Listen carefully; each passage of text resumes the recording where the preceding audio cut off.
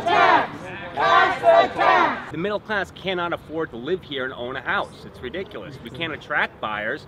People can't even get loans for houses for fair market values because the assessments are so low and the banks won't even loan them money. The banks won't loan to New London people. Right. When you reach a point to where the taxes are so high, no matter what good you're trying to do, you're not going to get people to move here. It's just going to be too expensive for them to move here.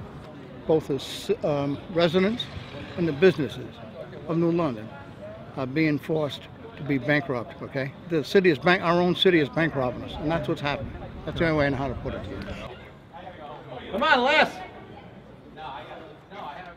With my properties, if that 12% tax increase goes in, I will have an increase in my tax bill between $7,000 and $8,000. That is a big hit that I can't pass along to my tenants. Most of my tenants are the working poor. Their rates are set. There's no way I can increase their rents.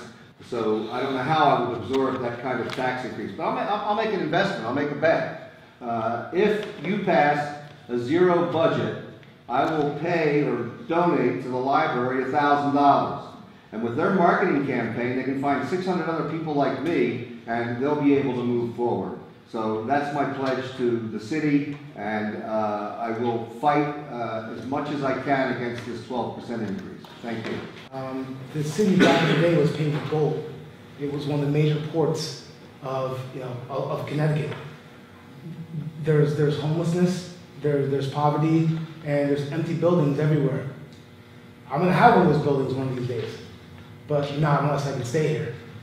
So I'm just asking you not to tax these people and to make it so hard for them to overcome what's already going on. I was born and bred in New London, my kids were, my parents were. Like some of the speakers said, we don't want to leave. We don't want to leave. I'm sure the city budget is the same as the education budget. It's padded very heavily. There are probably positions that can be cut that are higher upper. We need people who work in the fields in the city.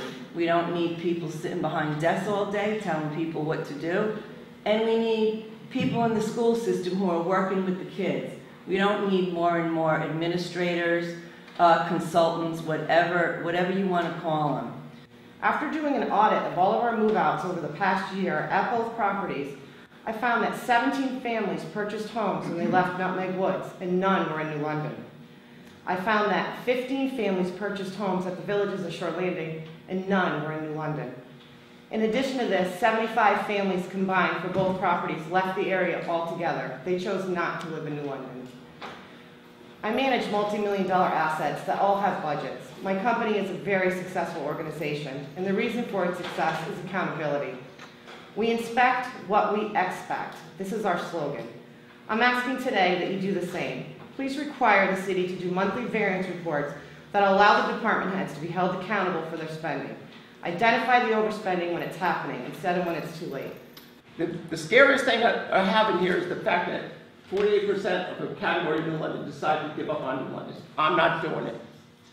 We need your help. We'll work with you. We'll volunteer. I'm not leaving. I'm staying, and we're going to fix this, with you guys or not.